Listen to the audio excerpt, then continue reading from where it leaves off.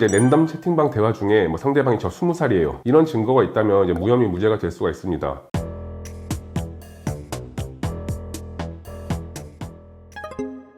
안녕하십니까. 군계 일반 형사법 전문 변호사 김태용 변호사입니다. 이번 영상에서는 이제 상대방과 합의하에 성관계를 가지거나 스킨십을 하였는데도 성범죄가 이제 성립을 해서 처벌받는 미성년자 의제 강간죄, 미성년자 의제 강제추행죄에 대해서 말씀드려볼까 합니다. 나이 어린 이제 젊은 군 간부들, 이제 병사들과 같은 이제 주로 20대 초중반 이제 군인들이 랜덤 채팅 등을 이제 통해서 만난 상대방과 합의하에 더 나아가서 이제 상대방이 원해서 성적인 관계를 가졌는데 그 상대방이 이제 16세 미만, 만 14세였어가지고 형사처벌도 받고 성범죄자로 돼서 이제 신상정보 등록이 되고 그런 경우들이 이제 가끔 발생합니다. 기본적으로 이제 16세 미만인 사람과 이제 성관계를 갖거나 성적으로 이제 만지고 하면은 합의하에 한 것이더라도 미성년자 의제 강간죄, 미성년자 의제 강제추행죄가 성립한다고 생각하시면 됩니다.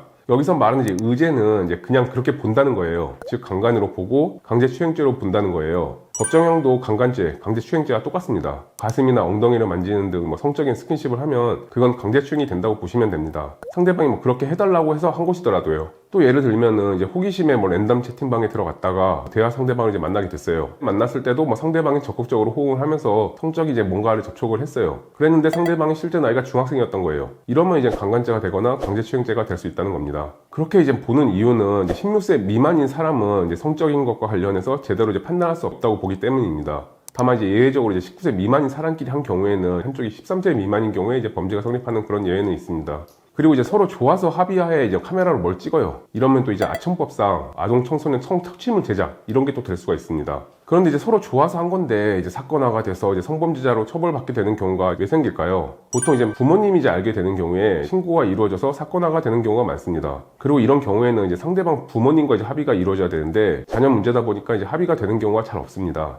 그런데 이제 미성년자 의제 강간죄, 미성년자 의제 강제추행 사건들의 경우에는 상대방의 실제 나이가 이제 그렇게 어린 줄 몰랐다, 20살인 줄 알았다 이렇게 이제 주장하는 경우들이 많습니다. 왜냐하면 이제 상대방 나이가 16세 미만인 줄 몰랐다면은 고의가 성립되지 않기 때문에 무혐의 무죄가 나오게 되거든요. 따라서 이제 이런 사건의 경우 이제 상대방 나이가 만 16세 미만인 것을 알았는지 그 여부에 대한 증거가 중요하게 됩니다. 예를 들어 이제 랜덤 채팅방 대화 중에 상대방이 저 20살이에요 이런 증거가 있다면 이제 무혐의 무죄가 될 수가 있습니다. 따라서 이제 이런 증거들은 잘 간직하고 있어야 됩니다. 사건을 하다 보면 경찰 연락을 받고 겁이 나서 이제 바로 채팅방에서 나오고 이것저것 다 지우고 그래버리는 경우가 이제 많은데 무턱대고 다 지울 것이 아닙니다. 유리한 증거들은 이제 잘 간수를 하고 수사기관에 제출을 해야 됩니다. 그리고 이제 그와 같은 증거들이 없다면 이제 외모가 이제 기준이 될 수가 있습니다. 제3자 입장에서 객관적으로 판단해 봤을 때 외모가 이제 화장 등으로 인해서 실제 나이에 비해 성숙해 보이는지 아무리 꾸며도 이제 중학생 아래로 보이는지 그런 사정에 따라서 이제 혐의가 인정되지 않거나 인정될 수가 있습니다.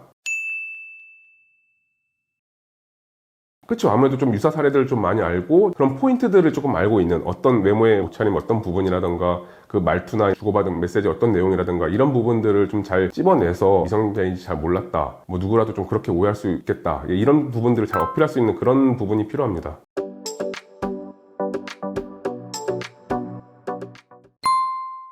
이번 영상에서는 합의하에 더 나아가서 상대방이 적극적으로 원해서 성관계나 스킨십을 한 경우에도 성범죄자로 처벌받게 되는 경우에 대하여 말씀드렸습니다. 성범죄의 경우 성적으로 무엇을 했느냐, 어떻게 했느냐, 상대방의 나이는 어땠느냐 등등에 따라서 성립하는 범죄가 아주 다양하고 그에 따라 처벌도 크게 달라질 수가 있습니다. 성범죄로 조사를 받게 된 경우 최대한 빨리 전문 변호사와 우선 상담부터 받아보시기 바랍니다. 그래야 적어도 억울한 상황에 몰리는 것은 피할 수가 있습니다. 감사합니다.